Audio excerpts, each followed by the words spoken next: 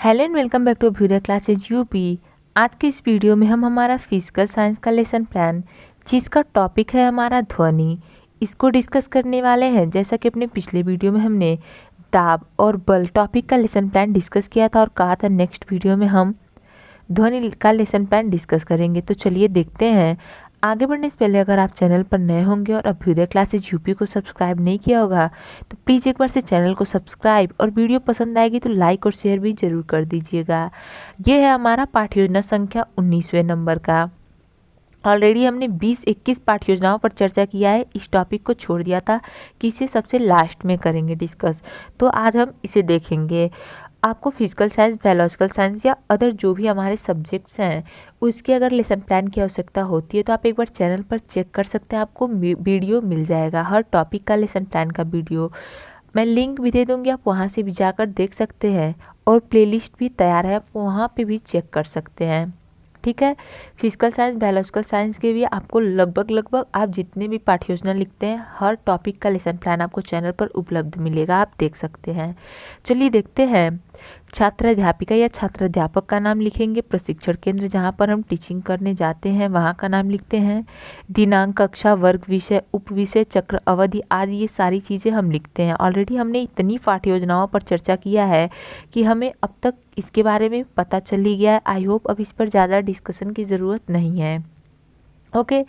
इसके बाद हम अपना प्रकरण लिखते हैं जो है ध्वनि। इसके बाद सामान्य उद्देश्य पर आते हैं। सामान्य उद्देश्य में हम कुल 6-7 पॉइंट्स लिखते हैं। अगर आपने ऑलरेडी लिखा हुआ है आगे के 1 से 5 तक पाठ्य योजनाओं में तो आप पूर्ववत लिखते हुए आगे बढ़ते हैं, जैसा कि हमने हर बार डिस्कस किया है इस पर। ठीक है, पूर्ववत लिखते हुए आगे बढ़ेंगे। अगर आप लिखना चाहते हैं तो बेशक लिख सकते हैं, यहाँ से स्क्रीनशॉट ले लीजिएगा और लिख लीजिएगा। इसके बाद हम आते हैं अनुदेशनात्मक उद्देश्य पर। एक बार सामान्य उद्देश्य को आप देख लीजिएगा। कुल 6-7 पॉइंट या कभी कभार 10 पॉइंट्स भी लिखवाया जाता है किसी किसी कॉलेज के फॉर्मेट में, तो आप इस हिसाब से देख सकते हैं। अनुदेशनात्मक या विशिष्ट उद्देश्य में हम पहला लिखते हैं ज्ञानात्मक उद्देश्य, जिसमें लिखेंगे छात्र ध्वनि के बारे में प्रत्यास्मरण कर सकेंगे। एक चीज़ और, बहुत से कॉलेज में यहाँ अनुदेशनात्मक के जगह पर विशिष्ट उद्देश्य लिखवाया जाता है, तो आप जो थोड़े बहुत चेंजेस होते हैं वो अपने हिसाब से कर लेते हैं। ओके। फिर बोधात्मक में लिखते हैं कि छात्र ध्वनि की व्याख्या कर सकेंगे, और क्रियात्मक में लिखते हैं छात्र ध्वनि से संबंधित ज्ञान का व्यवहारिक जीवन में प्रयोग कर सकेंगे। ये हो जाता है हमारा विशिष्ट उद्देश्य। सहायक सामग्री पर आते हैं। जो भी सहायक सामग्री हम यूज़ करते हैं, जैसे लपेट श्यामपट्ट पर बना चित्र, वो हम यहाँ पे लिख देते हैं। उसके बाद शिक्षण विधियाँ, प्रश्नीकरण विधि, व्याख्यान विधि और प्रयोग प्रदर्शन विधि हो जाएगी हमारी विज्ञान विषय में। पूर्व ज्ञान में लिखते हैं छात्र ध्वनि के बारे में सामान्य जानकारी रखते हैं। ये हो जाता है हमारा पूर्व ज्ञान। इसके बाद प्रस्तावना का प्रश्न लिखते हैं हम। प्रस्तावना के प्रश्न लिखने के बाद छात्र अध्यापिका या छात्र अध्यापक कथन और छात्र छात्रा प्रत्याशित उत्तर, इन दोनों का बॉक्स बनाते हैं, जिसमें हमारा पहला क्वेश्चन लिखते हैं सुबह जल्दी उठने के लिए हम घड़ी में क्या लगाते हैं। छात्र बताएंगे अलार्म लगाते हैं, तो लिख देंगे। उसके बाद अलार्म लगाने से क्या होता है, ये हमारा दूसरा क्वेश्चन है। प्रस्तावना का दूसरा क्वेश्चन का आंसर लिखेंगे अलार्म लगाने से आवाज़ या ध्वनि आती है जिसे सुनकर हम उठ जाते हैं। इसके बाद हम समस्यात्मक प्रश्न लिखते हैं हमारा जो है ध्वनि के बारे में विस्तार से बताइए। ये हो जाता है हमारा समस्यात्मक प्रश्न। इसके बाद उद्देश्य कथन लिखते हैं हम। उद्देश्य कथन में लिखेंगे आज हम लोग ध्वनि के बारे में अध्ययन करेंगे। ये हमारा उद्देश्य कथन हो जाता है। उसके बाद अनुदेशनात्मक प्रक्रिया लिखा जाता है।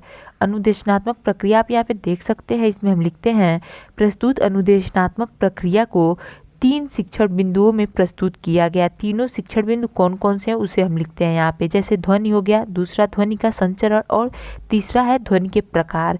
ये हम अनुदेशनात्मक प्रक्रिया में लिखते हैं।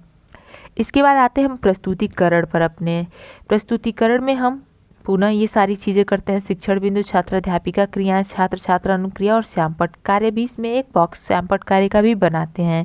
जो भी हम टीचिंग के दौरान श्यामपट्ट पर लिखते हैं, छात्रों को बताते हैं, समझाते हैं, वो सारी चीज़ें श्यामपट्ट कार्य वाले बॉक्स में हम लिखते हैं। ओके। पहला हमारा शिक्षण बिंदु है ध्वनि, इसको डिस्कस करते हैं। इसमें पहला क्वेश्चन करेंगे कान का क्या कार्य है? छात्र बताएंगे सुनना है।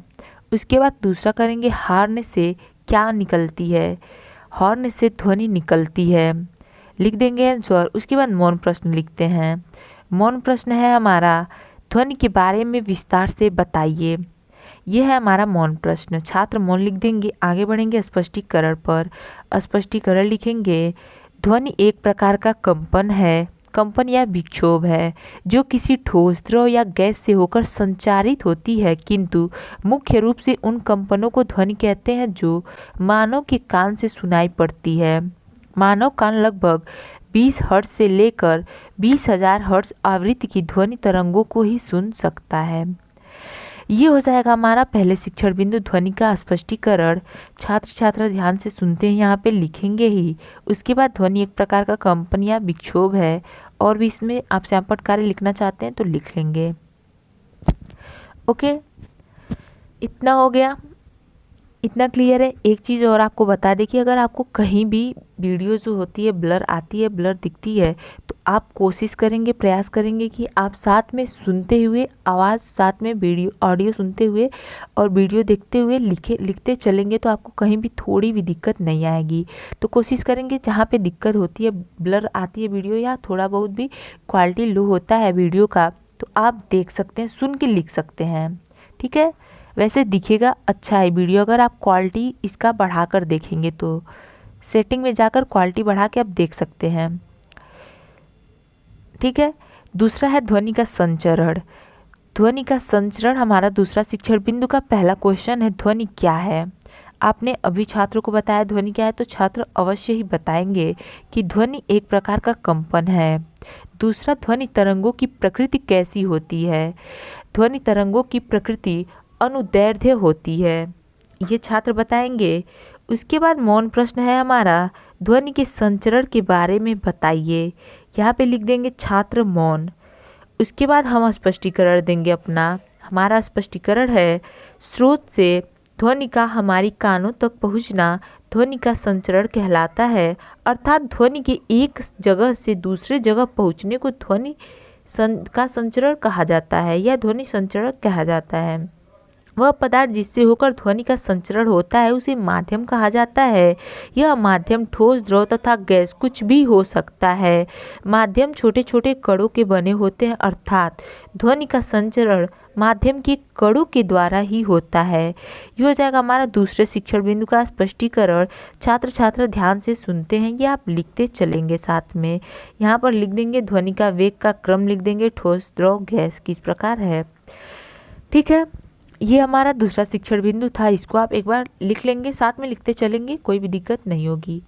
तीसरा है ध्वनि के प्रकार, इसको डिस्कस करते हैं। तीसरा अपना शिक्षण बिंदु, इसमें पहला क्वेश्चन है। पहले क्वेश्चन पर और तीसरे शिक्षण बिंदु पर बढ़ने से पहले अगर अभी तक आपने अभ्युदय क्लासेज यूपी को सब्सक्राइब नहीं किया होगा तो प्लीज़ एक बार से चैनल को सब्सक्राइब, और वीडियो पसंद आ रही हो आपको, थोड़ी बहुत भी आपको हेल्पफुल लगे कि हाँ आपको हेल्प हो रही है वीडियो से, तो प्लीज़ एक बार से लाइक और शेयर भी ज़रूर कर दीजिएगा। क्वेश्चन देखते हैं, ध्वनि का संचरण कैसे होता है? ध्वनि का संचरण माध्यम के द्वारा होता है।